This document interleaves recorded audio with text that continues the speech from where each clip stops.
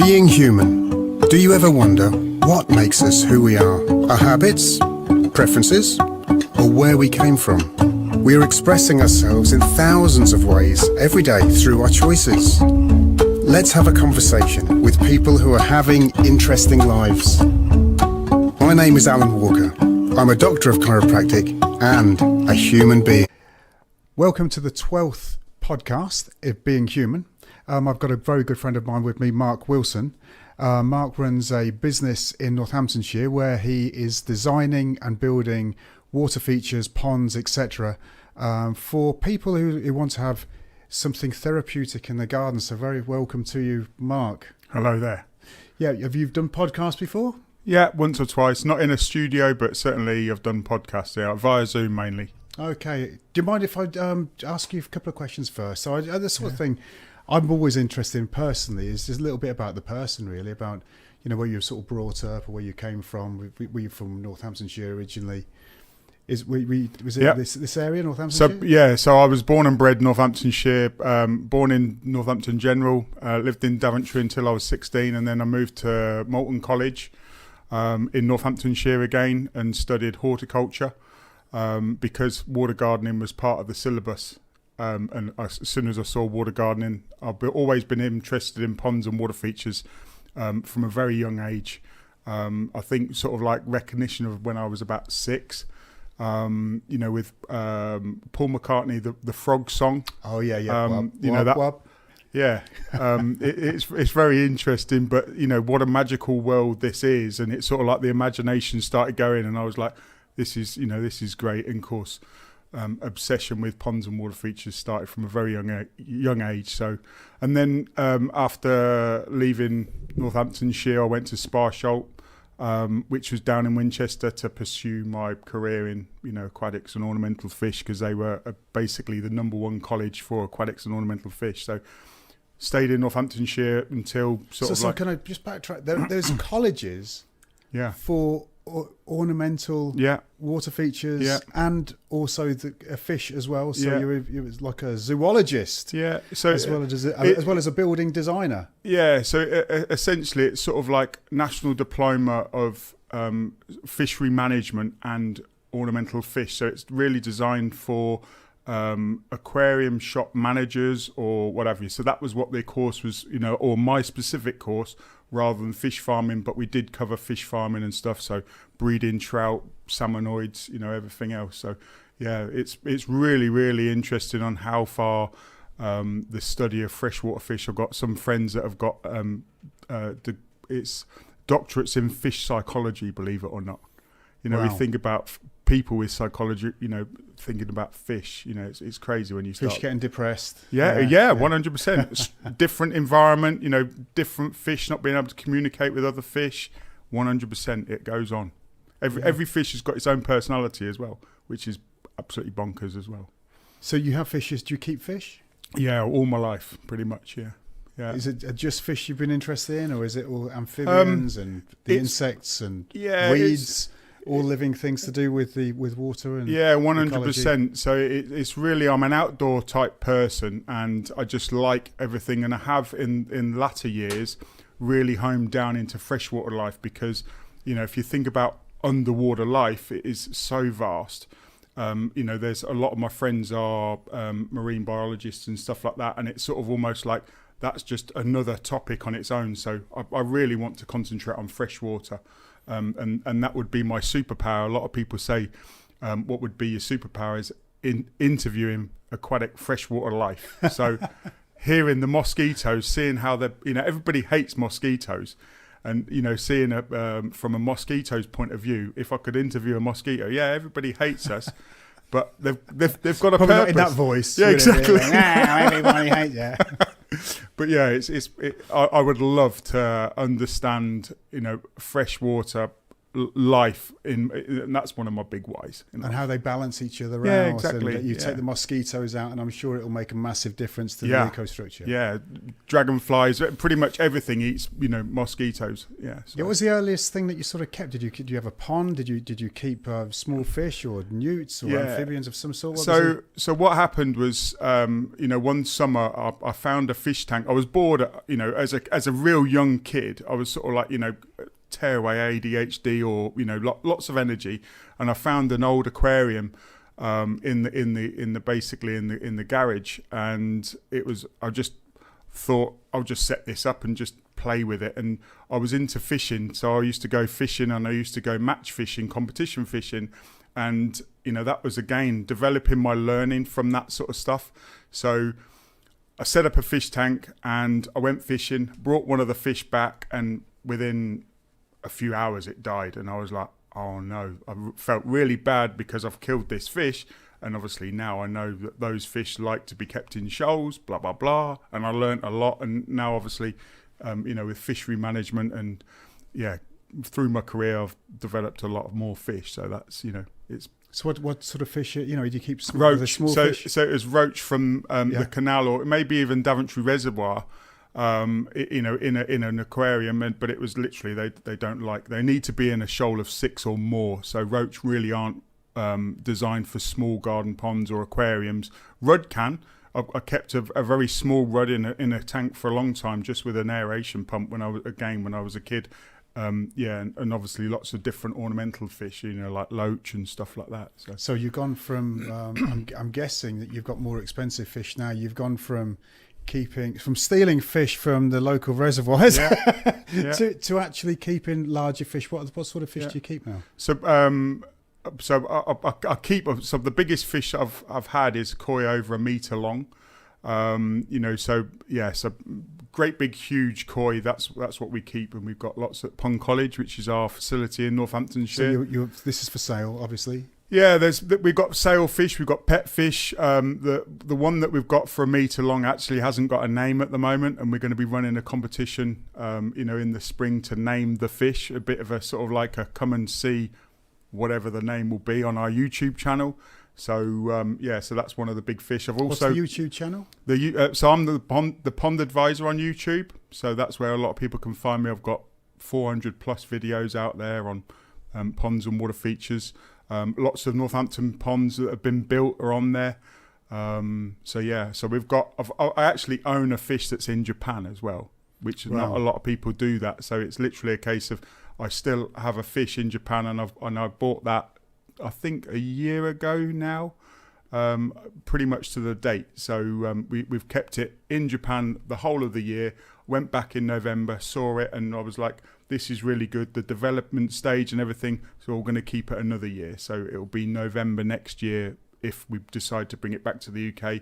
We hopefully, if the development and everything, we will actually enter it into a show in Japan. So have you brought fish back to the UK from Japan before? Yeah. So my first trip was to Japan was in January last year, and I bought 78 fish. So I spent a lot of money, but it was a lifelong passion. So, when I was 11, I had my first pond with koi in it, and I had 6 paper rounds to fund my addiction of ponds and water features. So literally I would earn 75p delivering paper to develop, as an 11-year-old child. I remember that my first pond liner was blue on one side, brown on the other, because I couldn't afford the rubber liner, because that was £56 rather than £22. And I remember buying that, from the Daventry pet shop, and I used to run around on my bike all the time. So, and collecting freshwater snails. So not only stealing fish, stealing snails from Forsley, and literally biking them back to my pond. It's literally a case of, it's an obsession, really. I don't know any other, I don't know any different, So how many years have you been doing this? So I built my first pond in 1989. So that was when I was 11 on a pocket money budget. And I've been in business for 20 years. So the first 10 years I was a solopreneur, and then we've developed a team, and now we design and build water features for people in Northamptonshire, and also we supply product. We bring in products from America, and help people build freshwater rock pools, essentially. So, if everybody thinks of a garden pond, normally it's a traditional with patio pavers around, bare liner, maybe a fountain pumper in the middle, where we actually recreate an aquatic art. So it's like more of a freshwater rock pool. That's the best way I can describe it. Or it's commonly known in the sort of like the industry as an ecosystem pond. And that's what I was really interested in when I was a child. But in the UK, there wasn't the products available, and the products were being developed in America, because that's the way that they went, where we're more fish farmers, we're more clean lines, clean, crisp, like koi pools. So if you think of koi, they're kept in sort of like a swimming pool with fish in. So it's essentially without plants, without rocks, without small little animals. So it's not really an ecosystem. Where 10 years ago I went to America, and I was the first person from Europe to go to Pondemonium, which is the biggest pond contractor event in the world. It's an event. Yeah, 500 pond contractors from the North America and Canada at the time. That was 10 years ago. Now it's a little bit bigger, but certainly we've got 24 at the moment, 24 contractors in the UK that are certified by that manufacturer called Aquascape. So it essentially creating freshwater rock pools in the UK. It's a huge industry in America, and it's slowly coming over here. And it's certainly it's taken me 10 years to get them to come over, where we've now actually got an industry for freshwater rock pools or ecosystem ponds. Now they've decided to come over, so there's a lot more interest and a lot more. Watch this space. It's really, it's going to be a booming industry. Why are people, what sort of reason are people having for thinking, I'd like to have a feature in my garden? Is it only because they want to have something that's nice and natural and some sit by? What sort of reasons do they have? And what sort of sizes do they go to? It's really a case of, I think it's a deep connection that a lot of people can't understand. We're all connected with water. If your idealistic house would be on a lakefront property or a riverside, or, Airbnbs, if you think we're always attracted to water, and having, you can have a small goldfish bowl in your house. Even, in the garden, you can have a very small bubbling rock or something. The sound, I think, is therapeutic. It calms people down. The mental health. There's so many studies about, being around water. The body needs water. And, it's really a case of people have water features for a number of different reasons. I've actually done sort of like small studies of my own, and we have a water feature, and we'll be in the garden for 4 or 5 hours with the water feature running. It's like a campfire. It's sort of like something to focus on, or windshield time. You can have a real good conversation, because essentially there's something to focus on. If you imagine if you had a single flame and 3 or 4 guys, everyone would be looking at the candle. It's exactly the same with the waterfall. Everybody's focusing on the like looking at the water feature or listening to the water feature, and it's very calming. It really is. So, clears the mind, doesn't it? The therapeutic part of that. I mean, is it the Chinese that believe that you can manifest money or lifestyle change by having running water in and around your home? Yeah, 100%, and the opposite as well. So a lot of the sort of like the Asian countries, if you have a pond in the front of your house, it actually blocks money coming towards you. So it's really, feng shui. It's really interesting when you start to go down that sort of like rabbit hole. Not that I've found that money doesn't come to you if you have a pond, but at the same time, it's very much feng shui. I'm not a feng shui master. I have spoken to a few feng shui masters, and it's very interesting. But water is, it's a huge element.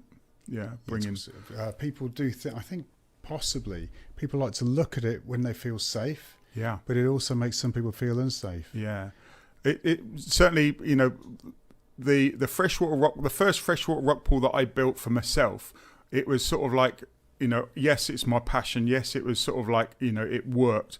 And, being a sort of like a solopreneur, you obviously get stressed. And one day I was really stressed about something, and I came home and I literally was like, I just want to sit down. And I thought I'll just grab a coffee and go and sit by the pond. And literally I sat there for a few seconds, and literally I was just like, oh my God, I'm not selling ponds and water features. I'm selling a de-stressing. I'm selling that time. Wow. And it's just like, and it's and for a lot of the clients, it's like they can't communicate with other humans, but they can go through the house and feed the fish and back to nature. It's grounding. Yeah, the therapy involved in that. It gives you an opportunity to do some reflection. Yeah. I think that's the big thing. Calming the mind, do some reflection, working through what's going right with somebody's life, what's not going right with their life, that sort of thing. And every time I've been sitting around water. Sometimes actually it's been with yourself, Mark, because what I was going to ask you where you go and what do you do in your own time to give you new ideas for water features. And I know that sometimes you like to go to Wales and Scotland. Whereabouts do you go? So we go to everywhere. So I go all over the world. We've got a sort of like a pack. Me and Charlotte. Charlotte runs the business with myself, and it's like we'll go anywhere where there's water. So literally, I'm an aquatic artist. So I want to go and replicate, like Mother Nature in a smaller environment. So it's sort of almost like taking a huge water feature and shrinking it down. Because it's those positive ions, the negative ions. The positive ions actually bring the negative out. It's like there's lots of positive ions inside with fluorescent lights and stuff like that, where the negative ions is actually around the water, and that's what actually gives you the positivity. And really, sometimes it really hits you. You can't describe it, but you can stand by a water feature, and then all of a sudden, it's like you could just break into tears. And it's sort of like, why is that? It's just connecting, reflecting. And it's that grounding, it's like, how small am I? So you took, I think it was last year, I went with yourself and Charlotte I joined your weekend where you're mixing with other business people who are also involved in building these water features, which was amazing to spend time with you guys. Whereabouts did we go to? That was South Wales. That was Astravelta. There's a load of big Force 4s and big Force 5s. It sounds really odd me talking about Force 4s and Force 5s, but essentially it's the magnitude of the size of the water feature. And we go waterfall walking in Wales, or advanced waterfall walking. As you know, that there's some testing. What we call it the black run. It's like grab and hold, and then you've got other walks where literally it's a case of you can stroll, or even disability, like literally take a wheelchair next to some of these waterfalls in Wales. And it's a real good South Wales, Astravelta. There's some 4 big waterfalls, and they were enormous. They were the sort of place that you can walk behind a lot of them. Walk behind them, and it is literally a case of when they're running at full bore. That's what I like about the natural water features, is they're changing. Literally, just this last year, in November 2023. I went to some new waterfalls because we take out groups, so we support businesses, a lot of solopreneurs and other sort of like aquatic artists, and I wanted to take some new different ones, because going to the same ones, yes, it's great from social, yes, it's great from a networking point of view, but looking at new stuff. And I went there the week before, and it was flowing like crazy, and the week after, so I did a sort of like a recce trip to find a new water feature or a waterfall, and I went back with the group, and I thought, rather than going off and staying with that waterfall, I'll go down here and sort of like look at some moss and lichens and sort of like get my head space, because when there is a group, I do need to break away from the group sometimes and meditate myself. And it was really interesting where, I said to these guys, I said, did you see the small waterfalls coming from the right or the left? And they were like, not really. And then when I showed them a picture of that waterfall the week before, it was completely different, with the amount of rain. Conditions, yeah. So that's something that I really want to do with my ponds and water features, is create waves in some of these freshwater rock pools. It's creating waves, or having a pump that How do you do that? Sporadic. How do you create a wave? All sorts of different things. That's the sort of like the aquatic artist in me. It's like, you move in water. It's bonkers. That's something that I like to play around with as well. Speed of water. Yeah, speed. It's how you move water as well. So air is the cheapest way. It sounds odd, but pumping air into a body of water is the cheapest way to move water.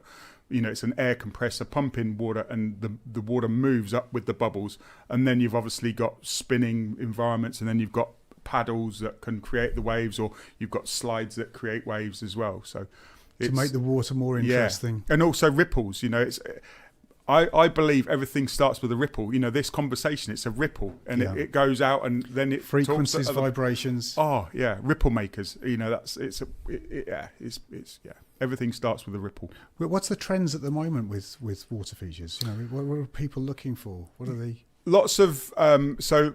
If you think of a water feature, most people think of a garden centre, sort of like a very small water feature that's sort of like self-contained, where actually when you've bought them, they're actually a lot of work. They require a lot of topping up or whatever. So self-sustaining water features or low maintenance water features, these freshwater rock pools, they're self-managing. So it's literally a case of there's a water feature for everybody. So it's literally a case of, if you're a professional, if you've got kids, if you want to attract birds, there's a water feature for everybody. Clean, crisp lines, reflection pools. It's bonkers. And is there any new technologies that are happening at the moment with? Lots of different technologies with smartphones, with mist makers, color changing lights, automatic dosing systems. It's gadgets and whistles. There's lots of gadgets and whistles. Doses and dosing systems. So if you think about, freshwater life need beneficial bacteria, and there's like a dosing system. It's like it just drips beneficial bacteria in, so it helps Mother Nature. Because if you think of what we're doing, is we're recreating Mother Nature on a small scale. So sometimes Mother Nature needs more help, or humans don't like to see algae, where algae is part of the sort of like the filtration system. So it's changing your mind with algae. Some algae is really good. It's part of the ecosystem. It's part of the filtration system. But certainly some people don't like to look at that algae. They just want to look through the water at the fish or the gravel, or, whatever they want the water feature for. So you're running your business at the moment. How many people are you actually employing at this moment in time? There's 3 of us in the sort of like the winter. There's sort of like 6 of us in the season. So as the sort of like the season, I always say that the bears wake up sort of like March, April, then we get more people. And basically, support people. So there's the 3 of us. It's me, my wife, and also Luke. The maximum I've had is about 8, I think, at one time. So what's a typical day for you in at work? For me, it's really good. I try and sort of like work on the business, and it's sort of like nobody knows my calendar. It's like this podcast. It was only really this Charlotte knows your calendar. To a degree, yeah. Sometimes she doesn't know where I am, but at the same time, sometimes as a business owner, as you know, you need your own space. You need your own, you need to look after yourself. It's a very lonely place, and that's why we have the support network. So it could be talking to contractors, it could be talking to vendors across the big pond in America. It could be, talking to a homeowner. It could be recording a podcast, thinking about video content.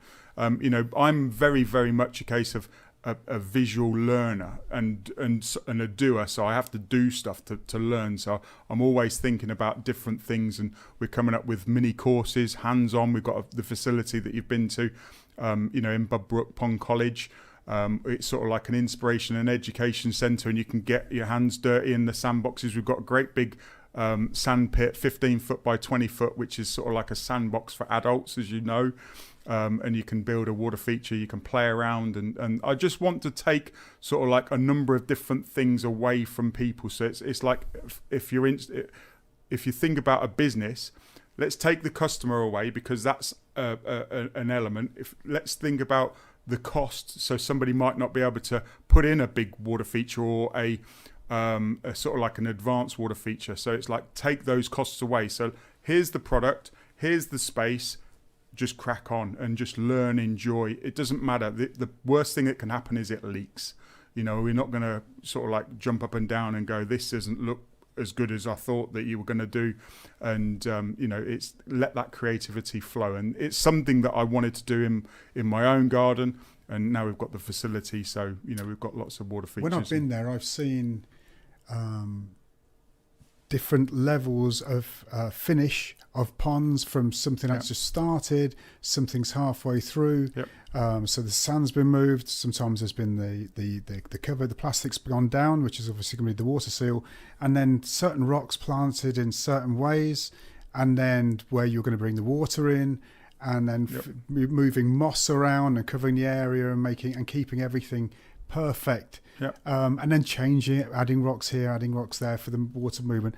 It's very, very interesting for me to every time I visited, and also to see the different types of fish that you have there, and also the very large outdoor aquarium that you have, where you're keeping. I was expecting to look inside the glass panel at the side and look into lots of fish inside, but there was huge amounts of different types of weeds that you could see through the beautifully kept water, and different types of water snails.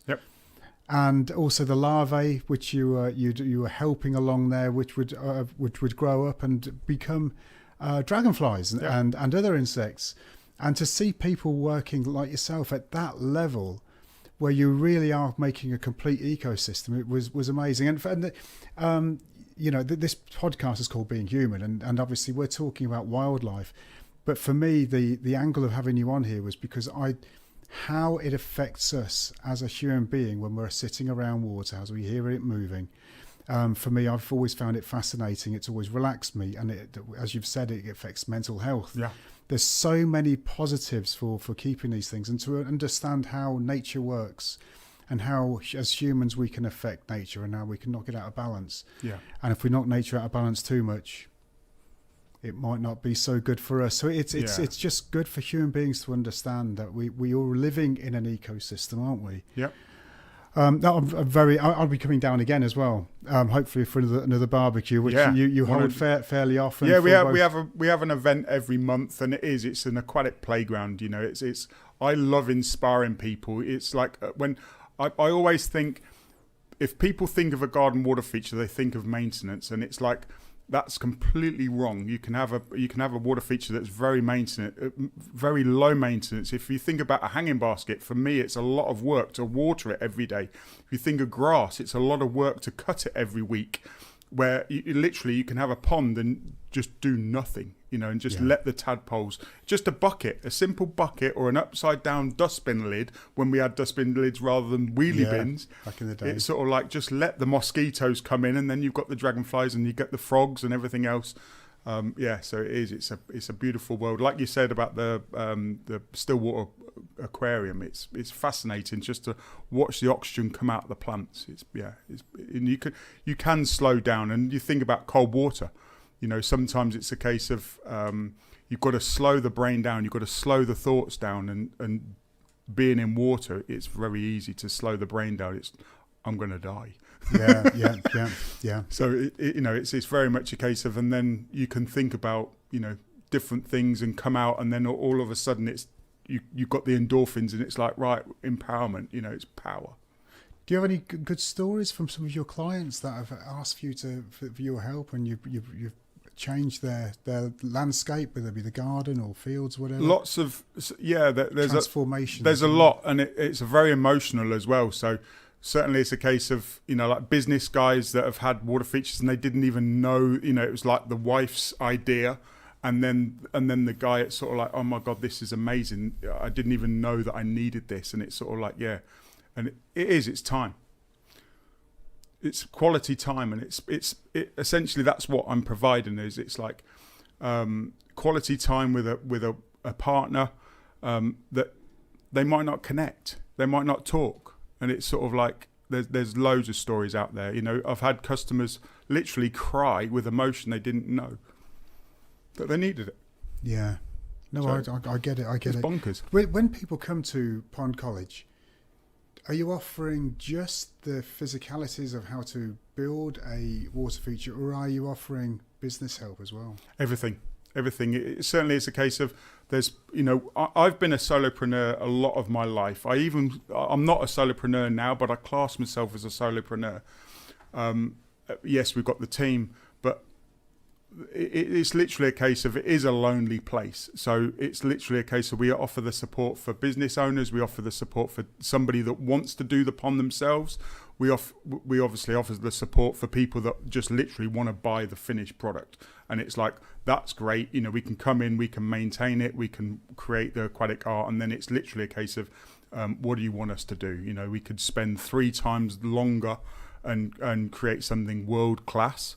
You know, award-winning stuff, you know, like Chelsea, Hampton Court. I've done a lot of the big shows, and it's sort of like... Have you done Chelsea? Yeah. And Hampton Court? Did Chelsea with Royal Leamington Spa. It was the Royal Leamington Spa Garden. Done Hampton Court, got runner-up best in show at Hampton Court, and that's the biggest flower show in the world, 46 acres. That was a real good thing. It's not necessarily a good thing for... bringing in lots of money, but brand recognition. I've worked for the royal household. You know, obviously there's certain things that you can't devote, you know, working with the royal household, but certainly you can say that you've worked for the royal household. And I think that the garden shows have given me that platform, this conversation. So, you know, is it worth doing those? Yes, it is. But certainly, it wasn't the reason why I wanted to do it. It was more trying to progress and trying to get the business and getting brand awareness out there. Obviously, it's, you know, it's that's what I want to do. Is I want to inspire people to have water features. They don't even know that they need a water feature, and certainly it's a case of, it's, don't blame the water feature if it's a lot of work. You know, that one of the things that I'm doing at the moment is I'm thinking about book ideas and sharing my ideas with the world. And it's you know, don't blame the pond, blame the pond designer. That's one of the titles that are banging around in my head, because it's not the pond's fault. It's not the mosquito's fault. It's literally, it's the person that's just filled a bucket and not given the right environment for the roach that's died within a couple of hours. You know, it's literally, it's not the ecosystem. It's, you know, it's everything. So yeah, don't blame the pond. It's interesting what we do for recreation. Yeah. You know, it's actually making ecosystems while other people on the planet are trying to break them. You know, exactly. Yeah, you can't explain humans, can you? Yeah, and it is. It's, you know, sometimes there's a crossover. You know, like if you think about that roach that I killed, I still feel badly about it, because, but at the same time, it's like I had to do it. I had to test, you know, the certain things to learn and then progress. And it's a hunger for knowledge. What do you do for recreation now outside of the? All sorts, really. So I love table tennis. I haven't been able to play that much table tennis, but, you know, certainly it's a case of fish. Horse racing, you know, I've got shares in horse races. You know, that's another thing that, in the horses themselves. Yeah, in syndicates. How does that work? How did you get into that? I think that, again, it's always been in my sort of like DNA. My grandfather had farms and the horses and stuff, and I just love the sort of like the nature of the horse. You know, like the running of the horses and the speed and sort of like the enjoyment. It sounds really weird, but it's sort of like letting a horse, you know. So last week, one of my horses came second, but you could tell that it was enjoying itself. And when it came into the sort of like the winner's enclosure, it obviously came second. You could say, look at me, I've just, you know, and you could tell that it really had enjoyed, you know, and got the best out of it. It's just like an athlete. If you enjoy doing what you do, it's not about the winning, it's about the enjoying. Yeah, it's competing with the other animals, being with the other animals. And being around, you know, if you think of, you know, just... literally my last trip in Japan in November, I just sat with a bull, and, you know, I can't understand why they keep them the way that they keep them, but and it's sort of like, when I describe it to people, it's not bullfighting as in the sort of like the Spanish, but it's bull sumo. The bulls actually are really cared for, and it's sort of like how, you know, if you think about the Japanese with the bull sumo, but the presence of the bull, I literally just sat there and I was just like, this is crazy. And I slowed my breathing down, listened to the bull, and it was sort of like, it's bonkers. I don't understand, Matt. What was it like? You were in a room with a pen? You were in a pen with, literally, with a bull? It's like a shed. So a lot of the koi breeders, they have bulls as well for bull sumo. So it's sort of like their hobby. What is bull sumo? It's if you think about sumo wrestling, so it's two guys, you know, like wrestling and the different techniques, and it's exactly the same. The bull sumo, it's like two bulls are sort of like naturally, you know, like doing what they need to do, not killing each other or not hurting each other. And I was sort of like, I was intrigued. I was like, whenever someone says bullfighting, it's not bullfighting. It's not human against bull. It's bull against bull. And it's sort of like, there's lots of very sophisticated, there's so much money involved. It's just they're betting against the... Yeah, or the ownership, the blood, like the semen of the bull and everything else. It's the pedigree. So yeah, it's bonkers when Well, I don't think we know in this country much about Japanese culture, do we? No. You've learned an awful lot. By the Huge. Sound of it. And the last trip wasn't all about fish. It was about the culture, and it's amazing about the food, about everything. It's about the way of life, and certainly it's a case of and slowing down. It's a different culture, and I think that's something that we have in the UK. We're very multicultural. We're very open. We're not sort of like fixed on this is our way or the highway. It's very much a case of we're open. Or certainly I am. I think I'd attract other people that are as well. How does the culture work with food and that sort of thing? Do you have any stories there of rudeness? I think it's sort of like disrespect, Okay. So it's like if you disrespect somebody, then obviously it's the Japanese are they're very, very open until you disrespect them. And certainly we went to one restaurant and it was more like a theatre, and it was sushi and sashimi, and literally you weren't... Sorry, I know sushi is fish and sashimi is sushi is I think it's the rice or the way that the fish is presented. So it could be cooked rice, it could be vegetable sushi, so it could be just avocado. When I say avocado, and but sashimi is raw fish, or it's like if you think about raw beef, carpaccio, is it, or is that maybe? I've no idea. I'm not really, but certainly I was in one of these high, Michelin star restaurants, and literally you weren't allowed to. It was about the experience, and you weren't allowed to put your mobile phone or hug your partner. Yes, you can have polite conversation, but it was definitely respect the culture. Focusing on the chef themselves. Yeah, and watching the skill of them cutting the different cuts of fish and everything else. So it was bonkers. I wouldn't necessarily go back and do it again. But certainly it was an experience, like we ate lungfish's liver. So lampfish. So that's the sort of like the fish the right one with down with the fleshy arm that comes out with the light on the end. Lives about a mile underneath the ocean or what have you. And when we were sort of like eating the liver of that, and it was sort of like, I ate everything. But certainly there were some things that I wouldn't necessarily go back and go, oh yeah, that was amazing. The experience was amazing. It's a cultural thing, isn't it? You're in someone else's culture. Yeah, and again, it's going that deep. It's not just going and eating something that's mass produced, or like if you think about even fish farming, it's just like it's farmed for the table. It's not as like a raw, wild caught trout fish farm. It's different animals. Same as chickens. It's the same with fish farming. On ornamental fish, I always say about our koi, it's sort of like free range koi. So we're all about the ecosystem and working with nature rather than, getting as many fish in the environment. You can actually have more fish than water. It's like you can have more chicken than air in a intensively farmed chicken, battery farming chickens. You can have exactly the same with fish farming. So you can have more fish than water. But what I love is the free range. I like the creating that environment for the natural behaviours. Yeah, where they're happy. Yeah, 100%. And you've seen some of my fish. Some of my fish I can pick up out of the water and feed them out of the water or play with them, and they come back. One fish, Norbert, actually has been eaten by an otter now. And obviously, we remember that. Hey, this is the ecosystem. Yeah, we build it and they'll come. And the otter came and ate Norbert, but certainly. I don't mean to laugh, Mark. I know that. Yeah, and you have to think about this. It's sort of like it is the way of the world, and it's sort of like I was really crossed at the otter, and I haven't really put it out on my YouTube channel because I'm trying to get my head around it.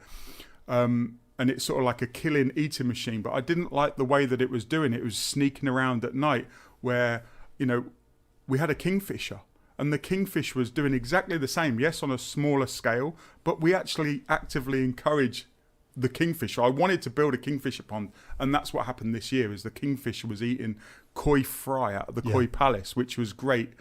But certainly not going back to Norbert, and this is, it's like every fish has got their own personality. Literally, I was throwing, built a relationship. Playing with human had built a relationship with another species, and it came back to me within a 90-second video. And I've got the clip on my YouTube channel. It came to me 7 times. It wasn't, and I can feel the energy. Yeah, I can feel when they're cross. I can feel when they're sort of like playful. It's sort of like inquisitive, and the dog jumps in with me as well. And it's sort of like the dog wants to be part of that fun. It's really weird. Yeah, connecting with nature. Yeah, all the there was 3 species. Yeah, there was the dog. Maybe more, but all working together. Yeah, really. You spoke. We were speaking earlier on, and I'm just trying to think of the idea you were talking about of the larvae in the pond, and all sort of working together and living with each other in a small pond. And then what were you saying about a larvae would suddenly? It would be there 1 minute and gone the next. So we were talking about humans and different stages of life. It's like the afterlife, if you like. So I look at the dragonfly nymph as sort of like it goes through as a life cycle, and you could be there with all the different dragonfly nymphs, and all of a sudden, one has the urge to go up and sort of like break the water, and it's sort of like, what are you doing? That it's sort of like, and then the other dragonfly nymphs are sort of like watching. Bob, let's say, just Bob goes up the sort of like the surface, the stem, and then emerges into this dragonfly. And for the other nymphs, they've got no idea where Bob's gone. Bob can't go back and say it's another world out here. So it's really weird, and it's sort of like that afterlife. It's sort of like something after, and Bob can't come back and say, you need to come up here, guys. This is great. And of course, it's like, don't go up there, you've never seen again. So it's like, don't go in that hole. Yeah.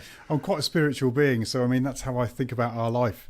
When we move on, we can't come back. Yeah. Maybe there is something wonderful afterwards. Maybe, and also what's gone on before. I often think about, how have we got to where we're at now? It's sort of like real deep. And again, sitting around water with people that think about the same thing, and it's like, oh really, hang on, so what's my brain? My brain's working differently than my body, my heart, my lungs. It's all and you can't control them. Well, you can, but you can't.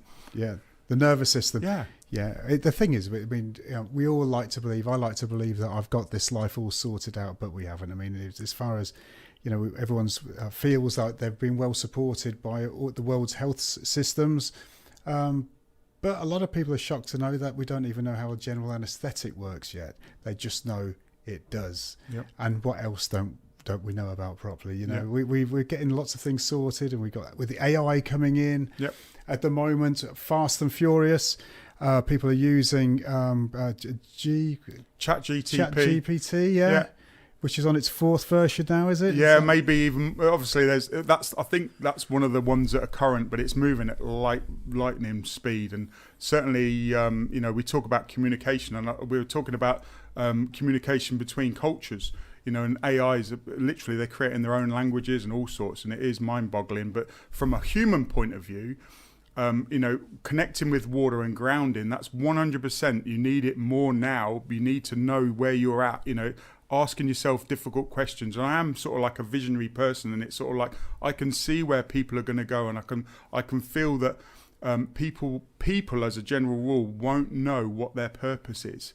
And I think that if you ground yourself, around a bonfire, around the water feature, then you can answer those questions, and it's sort of like, just be happy. And you think about the Zen, think about the Zen garden. It's like, don't think about now. Don't think about the past. Don't think about the future. Think about now. Now, the moment. The raking of the gravel. It's not a lot of work. Rake gravel. It's think about now and think about the motion. It's sort of like feng shui in the. And it's you're talking about these gardens where there's no plants necessarily, just gravel or sand, and you're just making patterns, even patterns, something. A piece of art. And it's based. But it's more than art. It's grounding yourself. It's connecting yourself with the earth, the physical world. Yeah, it's really weird and it's undescribable. But certainly when I was a teenager, I thought, oh, I'm not going to do rake gravel. It's a lot of work. But it's just the motion of it's a reason to go out there and rake the gravel. and touching the ground. You know, sometimes it's, as you know yourself, take your shoes and socks off, put your feet on the ground. You know, in mud, in water. They're using it in South Africa again now, apparently, with a lot of the schools. They'll get taking the kids out, getting their shoes and socks off, get them to walk on the ground for the health benefits, which I think is amazing.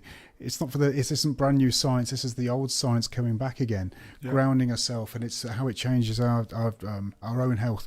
As far as with yourself, Mark, I think we're going to put some of the details down at the bottom of the podcast today so that people can find you. If it's of interest, then get all your details. We'll put a link in there for your YouTube videos, which will be good so that you see you doing your work, which I've enjoyed watching a few of those. But Mark, it's been wonderful having you on. Thank you for coming in for this, the 12th podcast of Being Human. And I hope that we can see you again and talk about some of the future goals 100%. That you actually have. Yeah. Thanks so much for coming on. Thanks for having me. And if you've liked and enjoyed this podcast, then please like and share. And look forward to seeing you on the next one. Take care. Thank you. Bye-bye.